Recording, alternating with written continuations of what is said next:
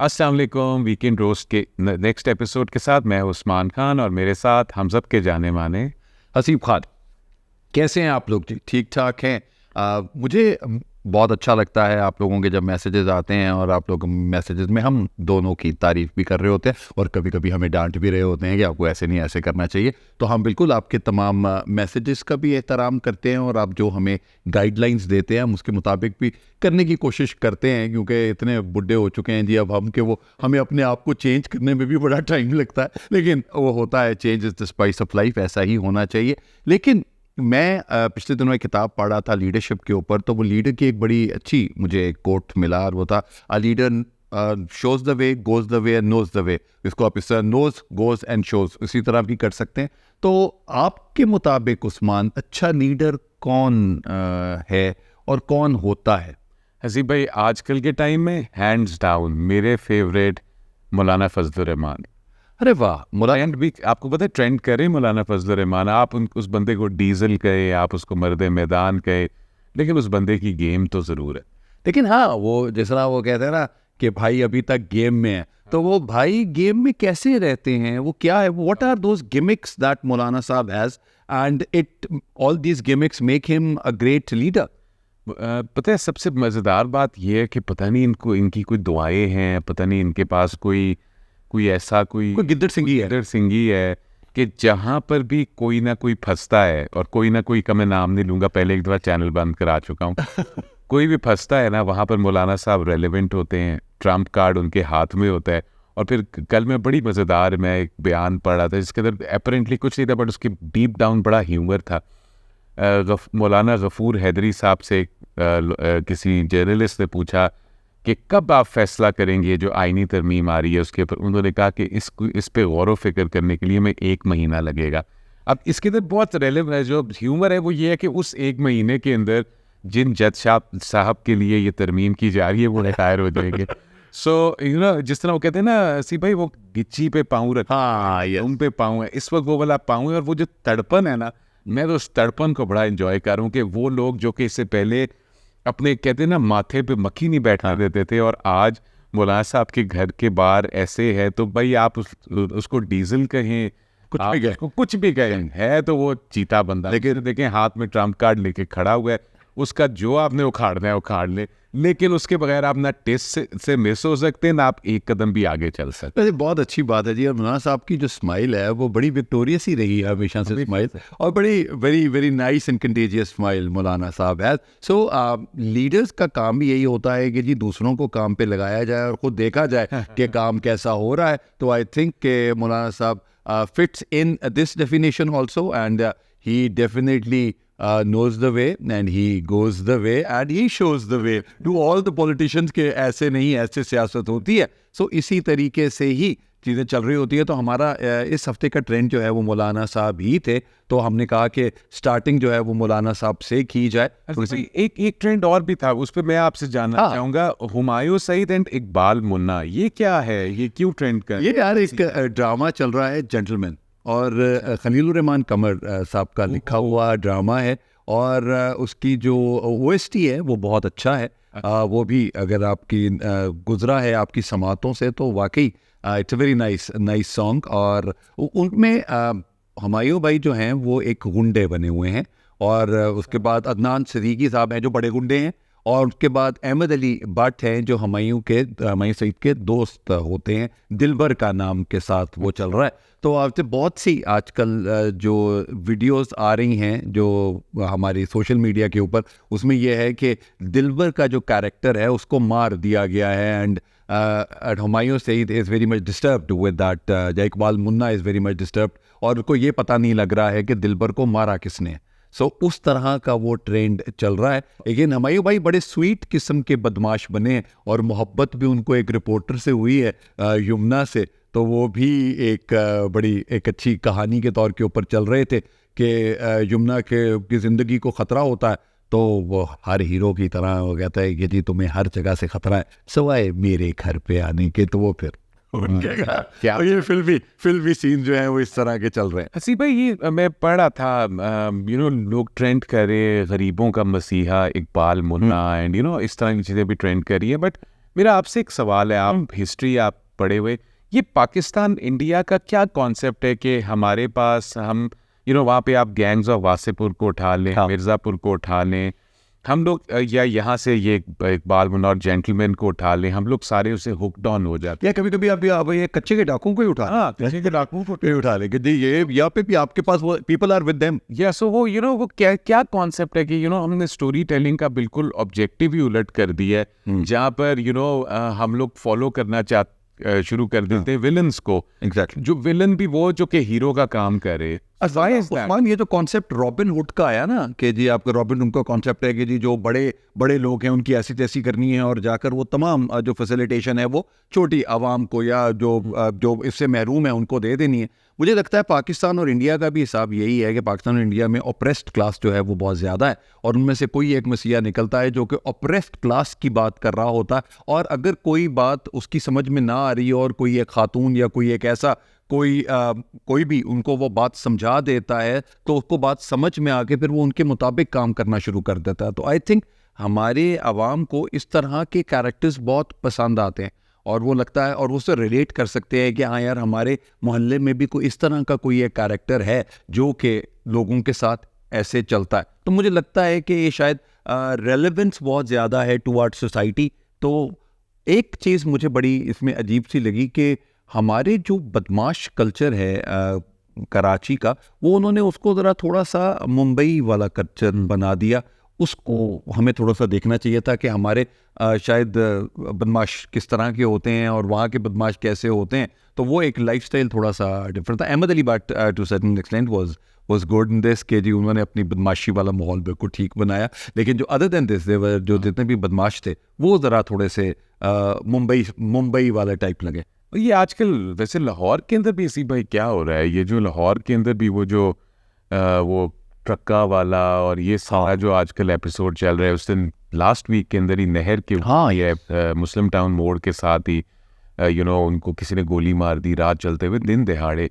सो इस वक्त वो पहले तो हम कराची के बारे में सुनते थे बट लाहौर की भी अरे लाहौर में भी, और उसके बाद अभी वो इस्लामाबाद सेंटोरस के सामने भी सब। तो आई बिलीव कि अभी पिछले दिनों की हम बात कर रहे हैं, अभी कुछ दिन पहले ही ट्रम्प के ऊपर उन्होंने कहा कि जी अपने गोल्फ कोर्ट्स में थे और उसके बाद दोबारा उनके ऊपर हमला हुआ और दोनों तरफ से गन्स चलने लगी। मुझे लगता है कि people are more insecure about themselves and about their lives, और आई बिलीव कि वो हर एक ने कि वो अपने साथ असला रखना और वो बाकी चीज़ें क्योंकि एक दूसरे के साथ दुश्मनियां हैं या लोग हसद में या किस तरह में, I don't know. I believe कि हमें अपनी ज़िंदगी को थोड़ा सा एक दफ़ा सोचना चाहिए, एक्सप्लोर करना चाहिए कि हम यहाँ पे आए किस लिए हैं। मैं उस्मान हमेशा लोगों को ये बात करता हूँ कि ज़िंदगी के पहले 10 साल ऑब्जर्व करने के होते हैं, दूसरे 10 साल एक्सप्लोर करने के होते हैं, तीसरे 10 साल जो हैं वो एक्सपीरियंस करने के होते हैं, चौथे 10 साल अपने आप को मार्केट करने के होते हैं, और पाँचवें के बाद के जितने भी आपके साल हैं वो आपके मेंटोरिंग के होते हैं कि आप लोगों में कैसे खैर बांट रहे हैं। तो ये भी पहले 10 सालों में, पहले 40 सालों में भी इसी तरह की ही चीज़ ही होनी चाहिए कि लोगों का ख्याल रखना बहुत इंपॉर्टेंट है। लेकिन हमारे पास अपना ख्याल रखने को टाइम नहीं होता, तो हमें जो जहन में आता है और उस वक्त जो सर्कमस्टांसेस बिल्ड हो रहे होते हैं उन्हीं के मुताबिक हम डिसीजन लेते हैं और हम कहते हैं कि जी बंदे को उड़ा दो, उसको मार दो, ये हमारी ज़िंदगी में ख़राब करा। वो जो छोटी देर की जो सिर्फ ब्रेकिंग होती है उससे आप एक बड़ी मुसीबत अपनी ज़िंदगी में अपने सामने ले आते हैं। और मैं आपकी ना वो जो आपने अभी ये जो विलन को हीरो बनाने वाली जो बात है, इससे भी मैं रिलेट करता हूँ। मैं कुछ दिन पहले नोट कर रहा था कि जो अमीर बलाज ट्रक्का वाला और दूसरा वाला हुआ, आप उनसे रेलेवेंट कोई भी वीडियोस उठा कर देते हैं तो लिटरली वो सारी वीडियोस ट्रेंड कर रही हैं। हालांकि देखा जाए तो क्या है, दो बदमाश ग्रुप हैं, उनकी आपस में लड़ाई है और वो दोनों एक दूसरे को मार रहे हैं, बट हर एंगल को जाके कवर किया जा रहा है और कवर इसलिए किया जा रहा है क्योंकि वो पॉपुलर है, वो ट्रेंड कर। एग्जैक्टली उस्मान, आप देखें कि हम अपनी लाइफ में भी उन लोगों को लार्जर देन लाइफ देखते हैं, और लार्जर देन लाइफ देखने का मकसद क्या होता है कि हम एक बहुत ऑप्रेस्ड घर से हैं और हम देखते हैं कि एक बंदा आया है और उस बंदे के पीछे 100 लोग आ रहे हैं। तो आप जो छोटे बच्चे हैं वो अपने अब्बा को ये कहते हैं कि मुझे बड़ा होकर इकबाल मुन्ना बनना है, मुझे बड़ा होकर ये बनना है, क्योंकि इसके पीछे बहुत लोग हैं। इज्जत जो है वो इसी के साथ है। तो आई थिंक कि इज्जत का जो कॉन्सेप्ट है वो बहुत डिफरेंस है। एक सेल्फ रिस्पेक्ट है अपने आप पहले, कि आपको अपने आप की वो इज्जत है या नहीं है, और अपना काम अच्छे तरीके से करना, ये मेरा ख्याल है कि इज्जत है। जो कि जितने भी बदमाश लोग हैं माशाल्लाह वो बड़े अच्छे तरीके से अपना काम करते हैं, और जो हम उनको कोई बुरा नहीं हाँ उनको बुरा नहीं कह रहे कि वो अपने काम बहुत अच्छे तरीके, उनको जो काम दिया जाता है वो 100% और विदाउट एनी नेग्लिजेंस वो काम गारंटी के साथ वो काम करके आते हैं। तो दैट्स ग्रेट, उनके जो काम है वो इसी तरह ही है। नॉर्मली गोरा हमेशा ये कहता है कि honour and fame from no condition rise, act well your part all the honour lies. तो अपना काम बहुत अच्छे कर रहे हैं। तो हमें सिर्फ ये है कि we just need to change the mindset of our children. उनको इस तरह से कॉन्सेप्ट हो कि उनको ये पता हो कि इज्जत जो है वो असल में किस चीज़ में है। तो अगर वो इज्जत काम में है, इज्जत किसी भी तरह की में, वो दोनों की साइड्स ऐसे ही हैं। अब ये भी काम कर रहे हैं और वो कहेंगे जी इज्जत इसी में ही है कि हमें जो काम मिलता है हम वो पूरा कर देते हैं, और वो कहते हैं कि जी इज्जत है कि दुनिया आपको कैसे देखती है। दोनों तरह से भी हम इसको डिवाइड, और मेरा ख्याल है कि इसको देखा जाए। एंड आई थिंक जो हमारी हर दफ़ा डिस्कशन होती है ना सिर्फ भाई ऑफ कैमरा की, तरबियत बहुत मैटर करती है तालीम के साथ साथ। बल्कि इसके साथ साथ मैंने आपको मुबारक भी देनी थी। किस बात की? नताशा बीबी रिहा हो गई ज़मानत पे। सुना है वो 5 करोड़ की दियत पे हो के। अच्छा, वो जो गुल अहमद वाली थी तो शी इज़ बैक हो, और सुना है अब ट्रैवल भी वो करने लगी है। चलें, एक्सीलेंट जी। एक उनका भी बहुत ट्रॉमा होगा जी एक लाइफ के अंदर अपनी ज़िंदगी। ये 5 करोड़ हमारे से तो, हमारे पास तो है ही नहीं। खैर 5 करोड़ तो हम क्या देखेंगे और क्या करेंगे, लेकिन जिनके पास होता है वो ज़्यादा ही होते हैं तो वो दे देते हैं। वरना हमारे पास में तो लाख रुपए भी चले जाए तो हम बैठ के हिसाब कर रहे होते हैं किधर चले गए, अगला महीना कैसे गुजरेगा, तो किधर चले गए पैसे। तो बेगम की खीर हो रही होती है, बच्चों की खीर हो रही होती है, लेकिन खैर ये अल्लाह ने दिया है तो अल्लाह ने आपको बचाया। लेकिन नताशा बेटा, आपके लिए सिर्फ एक ही बात है कि ज़िंदगी में अल्लाह ताला जब आपको किसी काम के लिए काम से बचा लेता है, बोलता है, तो प्लीज़ ये आपके लिए एक टर्न ओवर होता है। आप एक चीज़ में देखा है कि अल्लाह ने आपको किसके लिए अभी तक रखा हुआ है, तो प्लीज़ वो चीज़ करना शुरू करें। और आई थिंक कि ये एक ऐसी लाइफ चेंजिंग होनी चाहिए कि जिसमें अगर हम नताशा आपको देखें तो कोई different humanitarian works that you should be starting up, और शायद अपने आप को चेंज करने का आपको ये वाकया जो है ये मौका दे दे, तो आई थिंक कि ये चीज़ ज़्यादा बेहतर हो। 5 करोड़ उसके लिए बड़ी कीमत नहीं है अगर आप चेंज हो जाएं तो यस, हम लोगों के पास जाते हैं, हम बार डिफरेंट स्पीकर्स के पास जा रहे होते हैं, ट्रेनर्स के पास जा रहे होते हैं कि हम अपनी ज़िंदगी को चेंज कर लें। हालांकि वो चेंज हमारे अंदर ही होता है, और अल्लाह ने अगर ये मौका दिया और इस मौका से आपको निकाल दिया है, तो I think this is a big thing for you बेटा। प्लीज़ एक दफ़ा इसको सोचिएगा और चेंज होने की कोशिश कीजिएगा। मुझे पता है बहुत डिफिकल्ट होता है, इतने पैसों के बाद इंसान वैसे भी चेंज नहीं हो रहा होता, लेकिन अल्टीमेटली जस्ट ट्राई। मैं एक चीज़ और भी बोलूँगा। आई थिंक बहुत सारे लोग जो है ना वो उस बच्चे को, वो जो बाप और बेटी जिनकी डेथ हुई, उस बच्चे को भी क्रिटिसाइज करें, उसने पैसे क्यों लिए। मैं और आप दोनों स्टेज से गुजर चुके हैं जहाँ पे हमारे बाप इस दुनिया से चले जाते, तो मैं उस बच्चे को ब्लेम नहीं करूँगा। हाँ। वो एक गरीब घर का बच्चा है जिसके घर के अंदर जो सारा दुख जो होता है, सारा सौरो जो होता है, सारा जो आपका गम होता है ना, वो भूखा पेट जो होता है ना वो ख़त्म करा देता है। सो मैं उस बच्चे को ब्लेम नहीं करूँगा। अगर उसको एक मौका मिला, या मौका से ज़्यादा अगर उसको एक अपॉर्चुनिटी मिली कि उसने अपने घर को चलाना है, उसकी माँ है, उसके बाकी बहन भाई है, तो वो क्या करता, मतलब या तो उसी आस के ऊपर। हमारा जो लीगल सिस्टम है वो माशाल्लाह ऐसा है कि इस बच्चे को अगले 20 साल तक पहले केस चलाना पड़ता, फीसें भर के अपनी जेब से, तो उनके तो पास कोई वो मौका नहीं था। तो आई थिंक मैं तो उस बच्चे को ब्लेम नहीं करता। नहीं, आप बिल्कुल सही बात कर कहूँगा, थोड़ा सा ज़्यादा लेता बच्चा। जी अरे ठीक है, वो बच्चे उनके लिए जी देखें, एक वो अम्मा एक वाकया सुनाया करती होती थी कि जी स्कूल के अंदर सब लोग गए तो उन्होंने कहा कि जी तुमने यूरोप देखा है, उन्होंने कहा, किसी ने कहा तुमने अफ्रीका अमेरिका देखा है, तो एक बच्चा था जो उसने कहा तुमने लंडा बाज़ार देखा है। तो वो हर एक की अपने अपने पर्सपेक्टिव होते हैं कि अपने पर्सपेक्टिव से वो कौन किस तरीके से ज़िंदगी को जी रहा होता है। इसके लिए शायद यही बहुत बड़ी चीज़ है, और इसको अगर सही तरीके में वो इस्तेमाल कर ले तो चलें ज़िंदगी जो है वो बेहतर हो सकती है। अच्छा, एक और चीज़ बड़ी मज़ेदार जो मैं और आप अभी इससे पहले डिस्कस कर रहे थे उस्मान, और वो कंसिडरेशन है कि हमारे पास जो सबसे ज़्यादा इम्पॉर्टेंट चीज़ है, आजकल का बच्चा जो है वो करते हैं जी वीलॉगिंग, और वीलॉगिंग होती है आपकी रोज़ाना।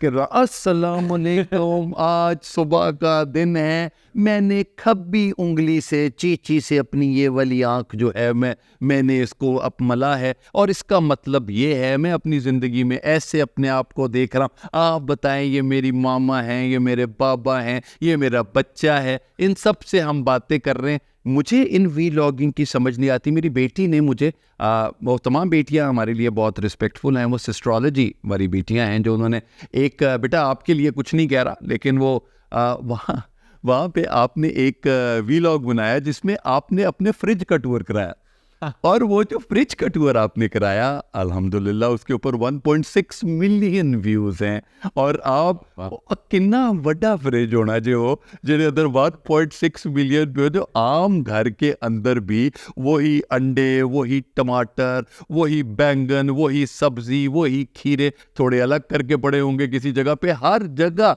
उसी तरह ही होता है। लेकिन आपने जिस तरीके से वो कहानी बनाई है, लोग उसके पीछे बात कर रहे हैं, तो आपको सही लगता है उस्मान ये सब चीजें ठीक चल रही हैं या दुनिया केड़े अल्लाह वाले केड़े पॉजिटिव रुपए? ऐसी भाई बात ये है कि मेरा जो इसके ऊपर कॉन्सेप्ट है बड़ा सिंपल है। वो कॉन्सेप्ट ये है कि जो वो कंटेंट क्रिएटर है ना, वो ये कंटेंट इसलिए बना रहा है कि उसने इससे पैसा कमा, ठीक है, बिल्कुल वैसे ही कि आप डेली बेसिस पे सुबह जॉब पे जाते हैं, आप साफ कपड़े पहनते हैं, आप परफ्यूम लगाते हैं, डिओड्रेंट लगाते हैं, गाड़ी को साफ करते हैं आपका ड्राइवर, फिर आप अपने वो पे चले थे। इन लोगों के लिए भी यही इनकम है, ठीक है। सो उनके लिए उन्होंने कंटेंट बनाएंगे नहीं तो फिर क्या करेंगे, पहली बात। और दूसरी बात, सबसे इम्पॉर्टेंट चीज़, मार्केटर होने के नाते आप भी इस चीज़ से एग्री करेंगे, ये सबसे बड़ा जो टेस्ट होता है ना, वो टेस्ट ऑफ द मार्केट है, ठीक है भाई। बात ये है कि उसके फ्रिज के टूर को 15 लाख लोगों ने व्यू कर लिया, दैट्स इट। आई मीन, तो हम क्या बोल सकते हैं? Although it sounds really funny, मेरे खीरे पड़े हुए, ये मेरा ये टमाटर पड़ा हुआ है, ये मेरे अंडे हैं, ये वाले अंडे जो है ये दूसरे वाले अंडे हैं, ये एग वाइट है, ये है, तो मतलब फ्रीजर में बर्फ मेरे तो मैं आई मीन, लेकिन वो बहुत अच्छा, वो जो उन्होंने कंटेंट उन्होंने किस तरीके से क्रिएट किया है, वो कमाल है उनका। और बहुत सारे बड़े बड़े जो पाकिस्तान के सबसे बड़े यूट्यूबर्स है,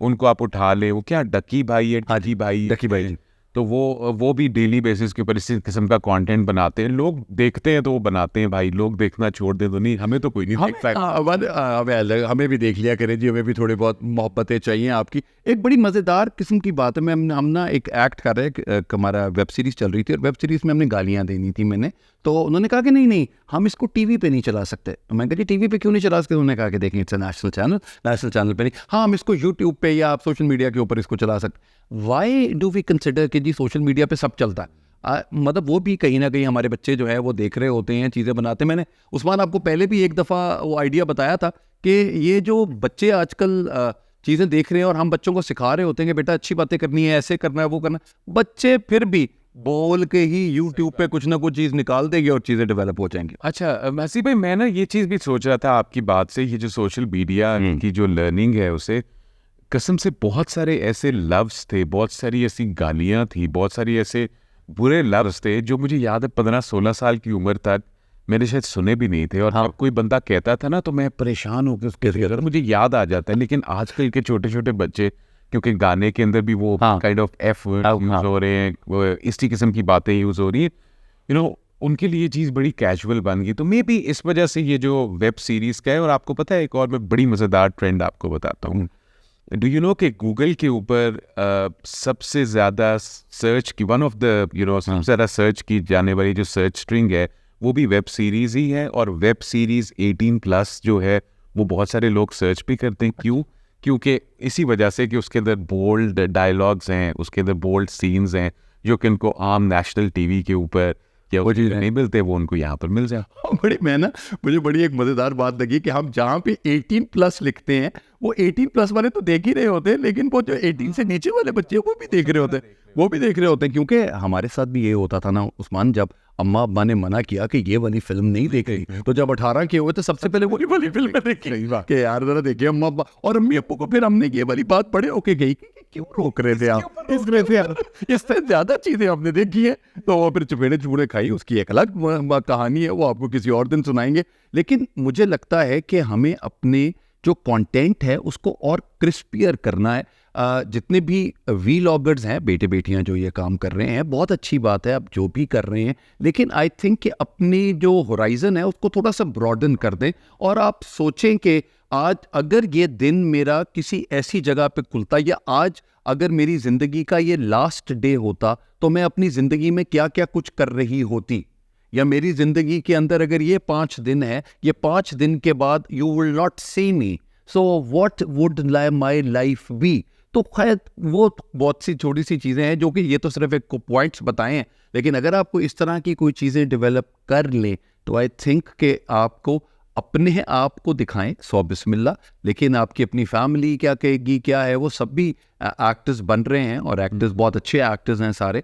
so please make sure that your content should be more creative and it should leave an impact, a positive impact on the minds of the people who are watching that. और आपने इन दी and आपने एक बहुत अच्छा मशवरा दिया। I seriously think about it कि ये जो डेली वीलॉगिंग है, मुझे लगता है मुझे और आपको भी शुरू करने चाहिए, क्योंकि इतने मिलियन व्यूज़ वैसे नहीं आ सकते, मुझे नहीं लगता।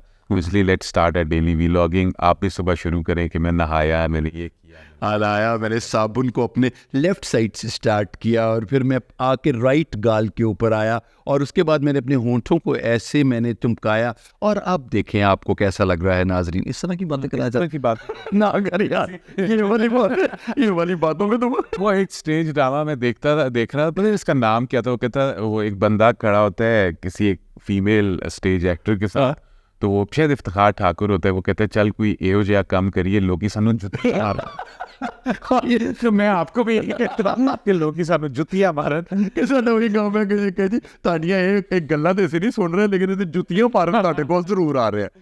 With this, thank you very much, guys. We had a lot of fun. I hope you also enjoyed it. Till next weekend, see you again. Thank you.